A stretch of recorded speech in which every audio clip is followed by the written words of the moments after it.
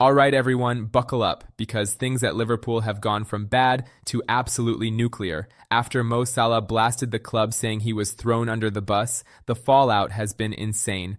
Jamie Carragher called Salah's comments a disgrace. Thierry Henry stepped in with a brutally calm reality check, and then Carragher and Micah Richards nearly blew the studio up arguing about Salah's ego, the manager, and whether Salah now thinks he's bigger than the club. So let's break down the chaos, pause by pause, and react to every moment. Hello, everybody. Okay, so let's talk about this situation at Liverpool, because it's been a major talking point in football for weeks now. On Saturday, it got significantly worse after the 3-3 draw with Leeds, when the star striker Mo Salah, who'd been benched for the last 3 games, gave an explosive interview in which he accused the club of throwing him under the bus and talked about his lack of relationship with the manager.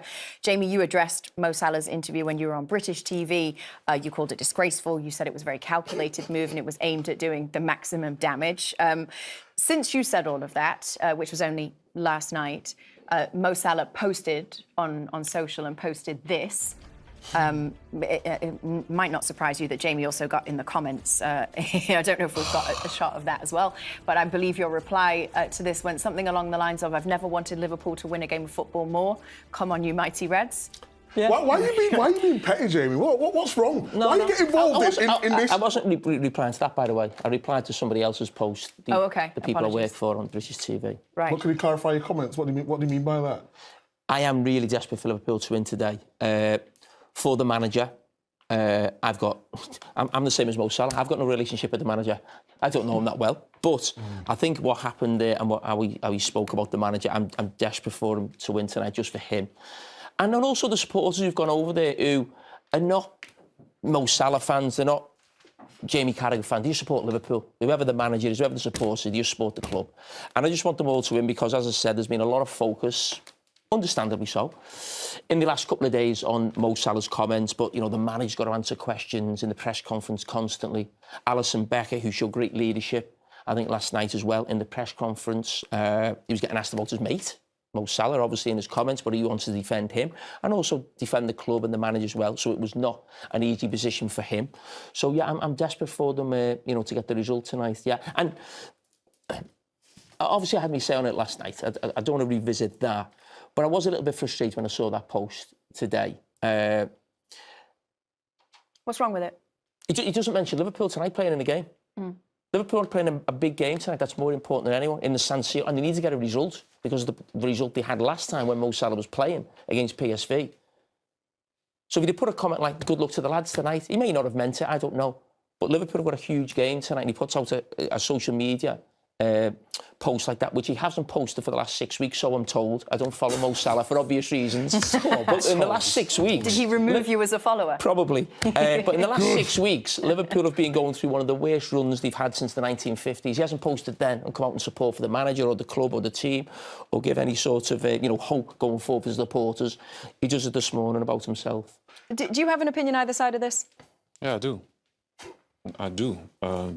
Look, nobody is talking about what Mo Salah has achieved in the game. We're talking about a moment in time that I think he got wrong. You do not talk about your personal situation openly when your team is struggling. You do it in a dressing room. I've done it. I went to the dressing room and smashed everything in. I went to the office of the boss and complained about stuff. I went also, let me share that one with you, when I was at Barcelona, I went away with the team. They put me in the stand. Did you hear me talking about it? No. There is a team. They need to protect your team at all costs, all the time. Now, freedom of speech, I can understand that you want to speak. I can understand the frustration. I don't understand the how and the when. That doesn't make any sense to me. That was wrong. And when people talk about relationship, the only relationship a coach wants to have with a player is him to perform. If you're not performing, then your position is in danger. It's not a due to have a position, especially at a club like Liverpool. It's not about that. He is, after saying that, an outstanding player that has nothing to do with what he has achieved at Liverpool. But that was wrong. Can I ask you a little, Tia? He's a superstar, isn't he? So you've been there. You've all got big egos, haven't you? And the situation where you come out, I understood him on one point, but I don't agree with him putting himself before the team. And I said that a couple of days ago. But you've been in that position where you've been the main man. What is that like then to be dropped? Well, I just told you. I tell you, we were playing Villarreal away. I'm on the bus, I'm traveling. I haven't been playing so much with Barcelona at that particular moment. We won the treble the year before, but I wasn't performing. So if you're not performing, you put yourself in a situation when you leave the door open for someone to be in. I traveled. We arrived at the stadium. I'm in the stand. Why am I going to make a fuss about it? Am I going to make it about myself? Am I going to talk to the press after? I've achieved stuff in the game. But team first. If I had to say something, and by the way, I said it to Pep, what I thought about what was happening, but not publicly. This is when I think he was wrong, and it has nothing to do again with what he has achieved. I repeat, I love Mo Salah. I love what he has done in the game. That's a different topic. That's not how you go about stuff. This is why Thierry Henry is built different. He's not screaming, he's not ranting, he's speaking from experience. He's been the superstar, he's been the ego, and even he says Salah crossed the line. Henry basically said, you have every right to be frustrated, but the timing, the method, completely wrong. And honestly, he's right. When the team is drowning, you don't stand up and yell, hey, what about me? Icons understand timing. Leaders understand timing. Henry isn't anti-Salah. He's reminding him that even legends can damage a dressing room if they forget the team comes before the individual. What bit do you understand of it? But his frustration, all what he's done. Him not coming on in games and... But what game should he have come on in? I would have put him on against Leeds. When? When he needed another goal. Leeds were in the game, there was putting pressure, and at times they could have been exposed on the counter-attack. You know Mo Salah, you know his record from previous years. He can get you a goal. Yes, his form's not been great. Okay, but I understand his frustration. Go on. Winning 2-0. Okay, Leeds come back to 2-2. Yeah. The ball's in play for about 3 minutes before Liverpool score to make it 3-2. So the only time you could criticise Arne Slot... I'm not criticising Arne Slot. I'm not. Well, you're criticising him. He's the one who decides. What do you mean, then? So what I'm saying is, there was a 3-minute window between 2-2 and 3-2. You're not going to bring Mo Salah on when Liverpool are in front. You're not. Because he's not got a great defending set piece, and he's not going to run back for you. Yeah, but there's most of the games in set pieces. Like, Mo Salah's now become a player who doesn't get in on the pitch now. No, hang on. It's ridiculous. Liverpool have got major problems with set pieces. You've got to think what the manager's thinking on the side of the pitch. Am I going to bring a guy on who doesn't defend and is not going to help me on set pieces because he's so small? OK? So there's a 2-3 minute window where you could say he maybe should have brought him on there. But then Liverpool made it 3-2. By the way, by the player who's playing in his position. So then it goes 3-2, and Leeds don't score again till the last kick of the game. Carragher didn't hold back. At all. He went straight for Salah's legacy. When Carragher says twice in 12 months, he's talking about last season's contract power play. This weekend's thrown under the bus interview, he's basically accusing Salah of using media bombs to manipulate pressure. That's a huge accusation, and honestly, it explains why Liverpool fans are split. Carragher's argument is simple. Salah isn't playing well, gets benched, pressures the club publicly. Carragher sees that as sabotage. Is he right? Depends on whether you think Salah was speaking truth or protecting his ego. So there's no way this you're talking about Mo Salah like he's just any player. We're talking about one of the greatest players ever to grace the Premier League. But people are criticising the manager for not being But I'm not criticising the manager.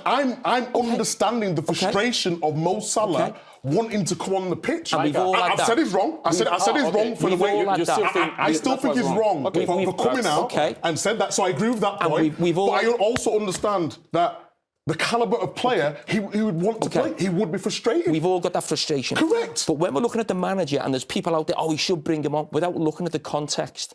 So West Ham... You wrote in your column 2 weeks before, he's got a week, he's got the weekend to save his job. So you've had that opinion on the manager as well. Where are you going, Thierry? I'm just massaging him. So let's keep going. That is lovely. Right? Carry on. Right. So we're talking about 3 games in a week. Yeah, right? Let's break this down in terms of a tactical and a manager, what he's supposed to do. Right. Go on. Away at West Ham, he leaves Mo Salah out. Mm-hmm. Okay. Liverpool are winning the game by 1 goal. Mm-hmm. Yeah. Until the 90th minute. Mm-hmm. Yeah. Mm-hmm. Until the 90th minute. You wouldn't bring Mo Salah on at 1-0. I wouldn't.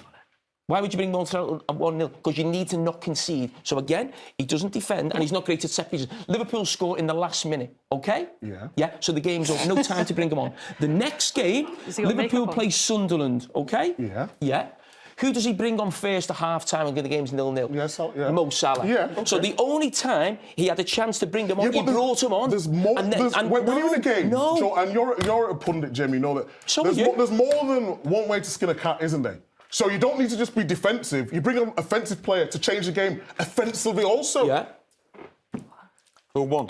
And he chose to go defensive. You know why he chose to go to defensive? Go on. Because the 3 games before that, they conceded 10 goals and Mo Salah was on the pitch for them. Yeah, we're blaming Mo Salah for attacking and defending. No, but he's taken the one person out of his team. This is where the whole studio caught fire.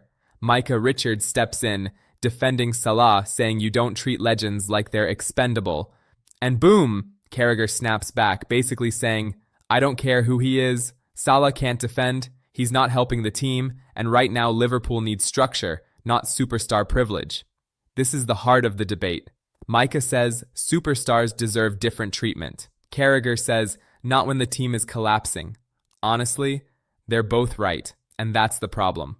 Salah is a legend, but legends don't get immunity when results are this bad.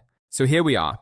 Liverpool in total chaos, Salah furious, Carragher furious, Henry disappointed, and Micah defending the superstar code. Whether you think Salah's right or wrong, one thing is clear. This story isn't ending anytime soon. Let me know in the comments, who do you side with? Salah, Carragher, Henry, or Micah? And if you want more breakdowns like this, smash that like button and subscribe for the next chapter of this Liverpool drama.